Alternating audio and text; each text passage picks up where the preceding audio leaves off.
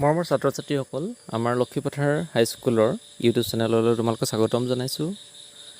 Social science সমাজ বিজ্ঞানৰ প্ৰথম এই পাঠটো আমি আৰম্ভ কৰিব লৈছোঁ। গতিকে ইয়াত প্ৰথম প্ৰচেষ্টা হিচাপে কিছু ভুল ভ্ৰান্তি ৰৈ যোৱাটো স্বাভাৱিক। তথাপি তোমালোকে ইয়াত বুজিবলৈ চেষ্টা কৰিবা বুলি আশা ৰাখিছোঁ।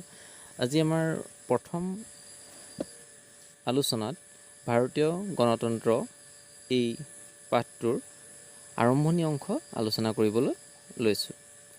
সংবিধানৰ আদৰ্শ। এই সংবিধানৰ আদৰ্শ আমাৰ প্ৰকৃততে ভাৰতৰ সংবিধানৰ যি প্ৰস্তাৱনা, সেই প্ৰস্তাৱনাত প্ৰতিফলিত হৈছে।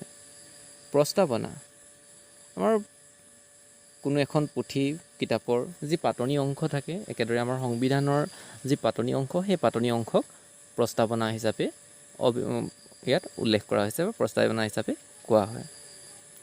গতিকে আমাৰ এই প্ৰস্তাৱনা তথা ভাৰতীয় সংবিধানখন আৰম্ভ হৈছে আমি ভাৰতীয় জনসাধাৰণে with the people of India এই শব্দকেইটাৰে।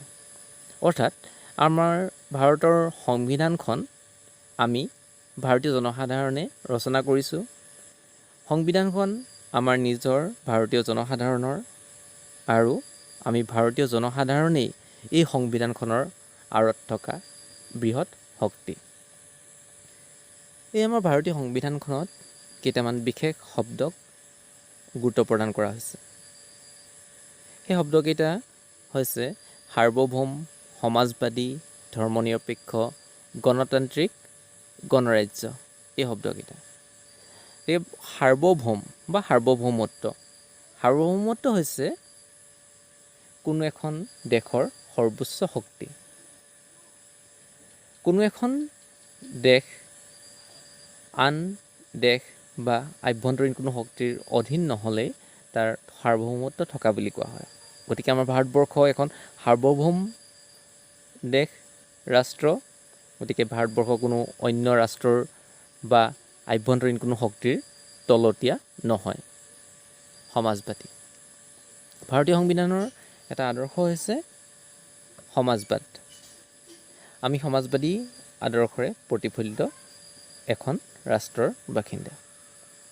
আমাৰ ভাৰতবৰ্ষত কোনো ধনী দুখীয়া, উচ্চ নীচ এই সকলো বিভেদ ক্ৰমান্বয়ে আঁতৰাবলৈ চেষ্টা কৰা হৈছে। ধনীসকলৰ ক্ষেত্ৰত সেইবাবে অধিক কৰ বা টেক্স আৰোপ কৰা হয়, আনহাতে দুখীয়াসকলৰ ক্ষেত্ৰত সেই টেক্স বা কৰৰ পৰিমাণ কম। লগতে বিশেষ কিছুমান সুবিধা প্ৰদান কৰা হয় যাতে আমাৰ অন্য উচ্চ বা ধনী শ্ৰেণীৰ লগতো দুখীয়া শ্ৰেণী বা নিম্ন শ্ৰেণীৰ মানুহেও সমানভাৱে আগুৱাই যাব পাৰে। ধৰ্মনিৰপেক্ষতা। আমাৰ ভাৰতবৰ্ষখন ধৰ্মনিৰপেক্ষ ৰাষ্ট্ৰ। ভাৰতবৰ্ষৰ কোনো ধৰ্মক উচ্চ স্থান, আন এটা ধৰ্মক নিম্ন স্থান দিয়াৰ ব্যৱস্থা নাই। চৰকাৰ, ৰাষ্ট্ৰ তথা সংবিধানৰ দৃষ্টিত সকলো ধৰ্মই সমান। আমি ভাৰতীয় জনসাধাৰণে নিজ ইচ্ছা অনুসৰি যিকোনো ধৰ্ম পালন কৰিব পাৰোঁ আৰু নিজৰ দেৱ দেৱী ঈশ্বৰক আমি উপাসনা কৰিব পাৰোঁ। আন কোনোৱে ইয়াত বাধা আৰোপ কৰিব নোৱাৰে। গণতান্ত্ৰিক। ভাৰতবৰ্ষ এখন গণতান্ত্ৰিক ৰাষ্ট্ৰ। আমাৰ যি শাসকবৰ্গ আছে, অৰ্থাৎ আমাৰ চৰকাৰ, মন্ত্ৰী পৰিষদ, তেওঁলোকক আমি প্ৰত্যক্ষ তথা পৰোক্ষ নিৰ্বাচনৰ যোগেদি নিৰ্বাচিত কৰোঁ। গতিকে ভাৰতবৰ্ষত নিৰ্বাচনৰ ব্যৱস্থা আছে। ইয়াত কোনো বংশানুক্ৰমিক ব্যৱস্থা নাই। গতিকে ভাৰতবৰ্ষ এখন গণতান্ত্ৰিক ৰাষ্ট্ৰ। গণৰাজ্য। গণৰাজ্য হৈছে কোনো এখন দেশৰ সৰ্বোচ্চ যিজন ব্যক্তি, অৰ্থাৎ ৰাষ্ট্ৰপ্ৰধানজন যদি নিৰ্বাচিত ব্যক্তি হয়, তাক গণৰাজ্য বুলি কোৱা হয়।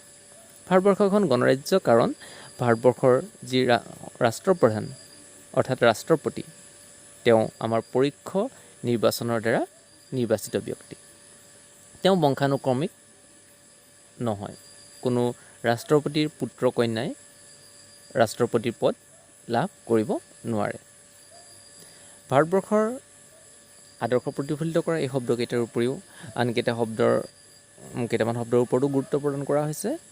সেইকেইটা হৈছে ন্যায়, স্বাধীনতা, সমতা আৰু ভাতৃত্ববোধ। ন্যায়, আমাৰ সকলো জাতি, ধৰ্ম, ভাষা, বৰ্ণ, লিংগ নিৰ্বিশেষে সকলো ব্যক্তিৰ সমান আৰু সকলোৱে সমান সুবিধা লাভ কৰিব। গতিকে ন্যায় প্ৰদান কৰা হৈছে, কোনো কাৰো প্ৰতি যাতে অন্যায় নহয় তাৰ কাৰণে আমাৰ বিভিন্ন ধৰণৰ ব্যৱস্থা, ন্যায়ালয়ৰ ব্যৱস্থা, অন্য ব্যৱস্থা আমাৰ ইয়াত আছে। স্বাধীনতা, আমি স্বাধীন, সকলো লোকেই জাতি ধৰ্ম নিৰ্বিশেষে সকলো লোক আমি স্বাধীন আৰু এখন স্বাধীন দেশৰ বাসিন্দা। আমি কোনো অন্য লোকৰ অধীন নহয়। সমতা, আমাৰ সকলোৰে মাজত সমতা প্ৰতিষ্ঠা কৰাৰ বাবে চেষ্টা কৰা হৈছে। সকলো সমান, যিসকল লোক কিছু আগবাঢ়ি গৈছে আৰু যিসকল লোক কিছু পিছ পৰি আছে তেওঁলোকক বিশেষ সুবিধা প্ৰদান কৰি, পিছপৰা শ্ৰেণীৰ লোকক বিশেষ সুবিধা প্ৰদান কৰি অন্য আগবাঢ়ি যোৱা লোকসকলৰ সমপৰ্যায়লৈ আনিবৰ বাবে সংবিধানে প্ৰচেষ্টা কৰা হৈছে। তাৰ কাৰণে আমাৰ সংৰক্ষণ ব্যৱস্থা, বিভিন্ন ধৰণৰ বিদ্যালয়, কলেজ এইবোৰত আৰু চাকৰি আদিৰ ক্ষেত্ৰতো সংৰক্ষণ ব্যৱস্থা আছে। কেৱল আমাৰ সকলোকে সমপৰ্যায়ৰ সমপৰ্যায়লৈ আনিবৰ বাবে চেষ্টা কৰা হৈছে। ভাতৃত্ববোধ, এইটো অতি দৰকাৰী এটা আমাৰ ধাৰণা। ভাতৃত্ববোধ, যিদৰে এখন ঘৰত যদি শান্তি নাথাকে, মিলা প্ৰীতি যদি নাথাকে, যদি হাই কাজিয়া হৈ থাকে, তেন্তে সেই ঘৰখন এদিন ঘৰগুচি বাঁহ তলব। একেদৰে এখন দেশগুচিও তাত অৰাজকতাৰ সৃষ্টি হ'ব। যদি তাত আমাৰ জনসাধাৰণৰ মাজত মিলা প্ৰীতি নাথাকে, ইটো জাতিয়ে আনটো জাতিক আমি দেখিব নোৱাৰোঁ, ইটো জাতিয়ে লোকে আনটো জাতিৰ লগত সংঘৰ্ষ কাজিয়া পেচালত লিপ্ত হয়, এটা অঞ্চলৰ লগত এটা অঞ্চলৰ বিভেদ থাকে, হিংসা আদি থাকে, তেনেকুৱা হ'লে আমাৰ দেশখন বহুত পিছ পৰি যাব। গতিকে আমাৰ সকলো জনসাধাৰণৰ মাজত ভাতৃত্ববোধ, ভাই যি আমাৰ ভাৱ, সেই ভাৱটো থকাৰ অতি দৰকাৰ।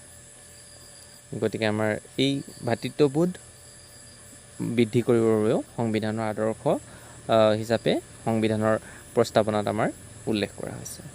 গতিকে এইকেইটাই আছিল আমাৰ প্ৰস্তাৱনাত থকা কথা, আৰু এই শব্দবোৰেই আমাৰ ভাৰতীয় সংবিধানখনৰ আদৰ্শ প্ৰতিফলিত কৰা হৈছে।